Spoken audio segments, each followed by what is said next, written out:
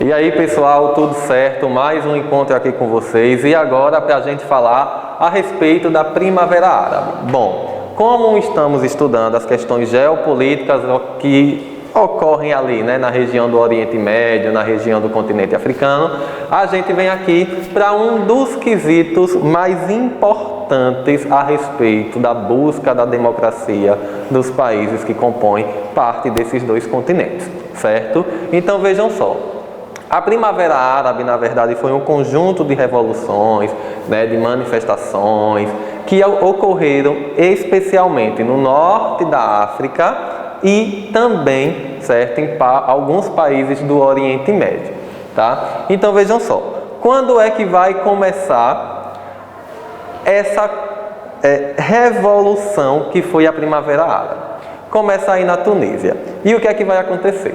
A Tunísia, tinha um governo de Ben Ali que é opressor, que não dava direitos de liberdade de expressão à sua população, e aí vai acabar ocasionando, certo, quando um comerciante ele tenta vender seu carrinho de produtos e aí a polícia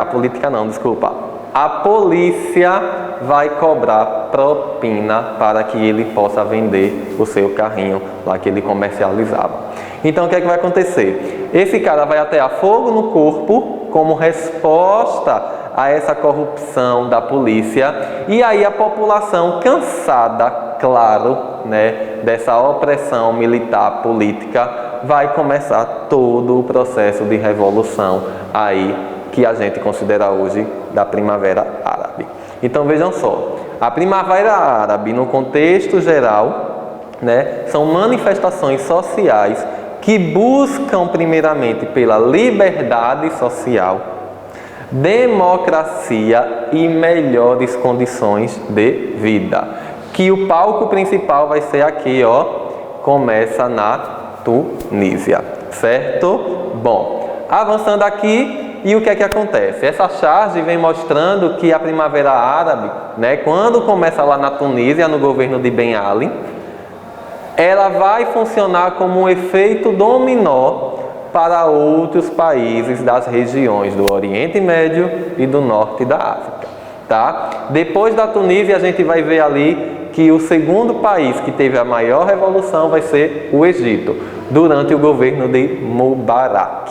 Então veja só, começa a destituição, tá, dos poderes, as quedas dos poderes, as renúncias dos poderes, e aí começa a ser implantada vagarosamente, tá, essas transições democráticas nesses países que a gente vai ver. Bom, ao total, pessoal, foram 10 países, certo? Aqui eu listei apenas uns 5 ou 6 para vocês, e o restante a gente vai estar debatendo no plantão de dúvidas, certo? Bom, começando aqui, a gente volta para a Tunísia, que foi o berço das manifestações. Então, o que é que vai acontecer? Quando Ben Ali é destituído do poder, certo? Por conta do seu governo opressor, por conta das suas políticas que não beneficiavam a população, tá? Vai começar uma transição política.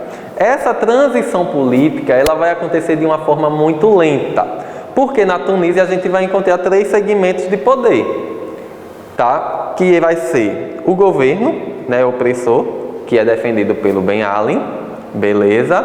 Vai ter o governo central, que vai ser formado por uma questão de Estado laico, e tem a questão dos islâmicos, certo? Então essa transição demográfica o que, pessoal? Essa transição política, certo? Ela vem acontecendo de uma forma lenta, e é por conta dessa transição política que a população na Tunísia ainda está em conflito, certo? Hoje, claro, a Tunísia é um país democrático, tem eleições diretas, ótimo, maravilhoso, mas a população atual reivindica por melhores condições de vida, certo? Então, a respeito da Tunísia, precisamos saber disso. Avançando aqui, a gente tem o Egito, certo?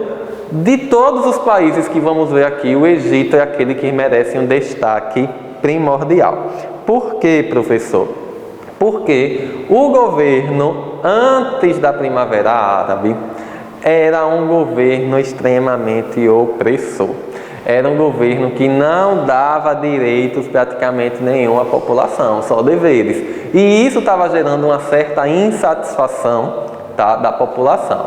Então, o que é que vai acontecer? Mubarak ele vai ser destituído do poder após 20 anos de ditadura severa, sangrenta no país. Tá? E aí, em 2012, vai começar a transição política do Egito. E aí, o que é que acontece, pessoal? Vai assumir o poder Muammar, certo?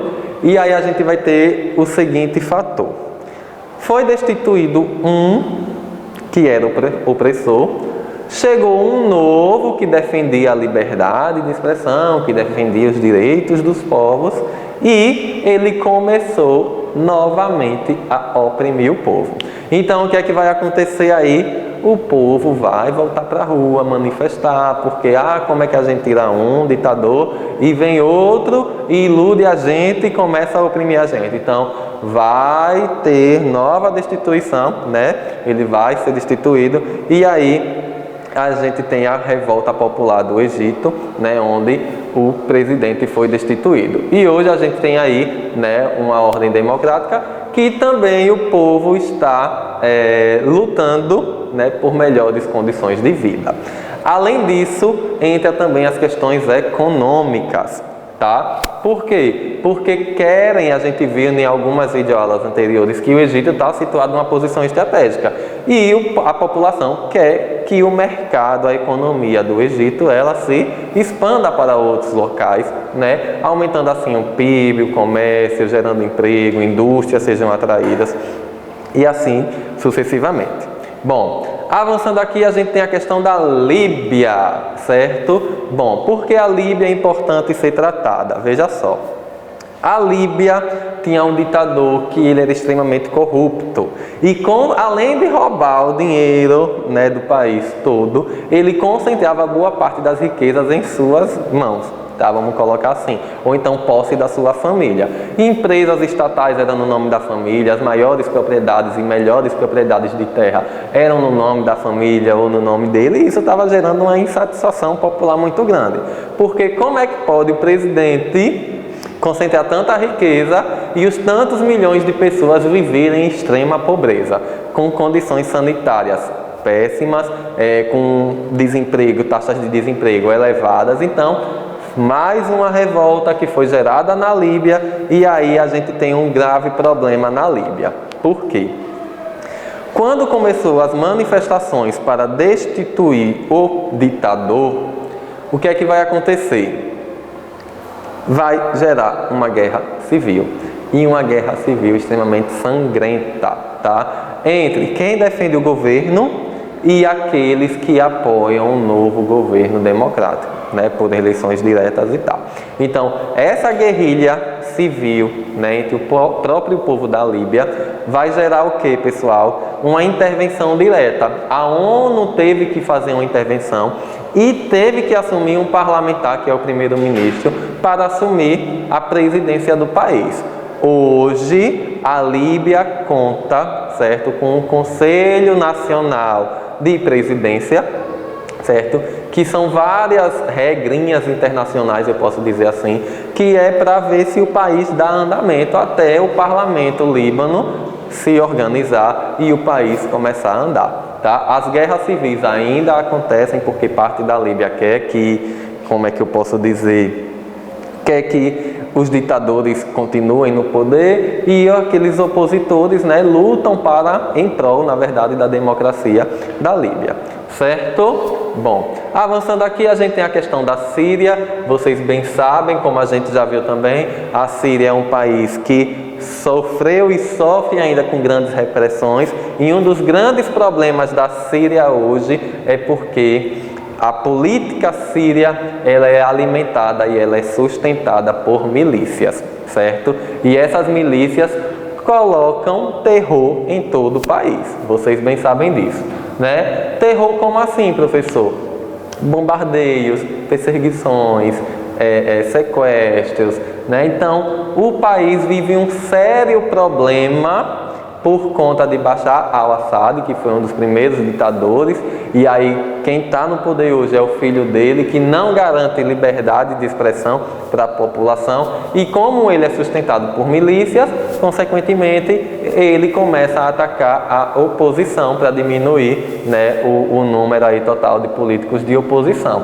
Então, essas guerrilhas são feitas como? Bombardeando os próprios civis. E aí a gente já debateu em aulas anteriores essas questões dos refugiados sírios, certo? Então, tudo isso, pessoal, que a gente vem trabalhando aqui, começa lá na Primavera Árabe em 2011, certo? Bom, e a questão do Marrocos, que é o último país que a gente vai falar aqui, e os demais, que são a Jordânia, o Iêmen, tá? A gente vai deixar para o plantão de dúvidas. Veja só, o Marrocos, de todos esses que listamos, foi o mais light, tá? Por que a população do Marrocos se revoltou, professor? Simples. A população do Marrocos queria apenas que os direitos do rei Mohammed VI fossem limitados, porque ele estava cheio de direitos, cheio de poder, mandando à torta e à direita, e graças a Deus, Mohammed VI conseguiu limitar seus poderes. Ele acho que pegou na consciência, né? Disse, não, realmente, eu estou exagerando, vou dar uma amenizada, uma tranquilizada, e aí ele conseguiu limitar os seus direitos sobre o governo, certo? Então, veja só, ele cortou os seus próprios privilégios, certo? Ele foi sincero e, além disso, ele gerou aqueles privilégios que ele tinha, ele acabou criando programas sociais e atendendo às necessidades da população, certo?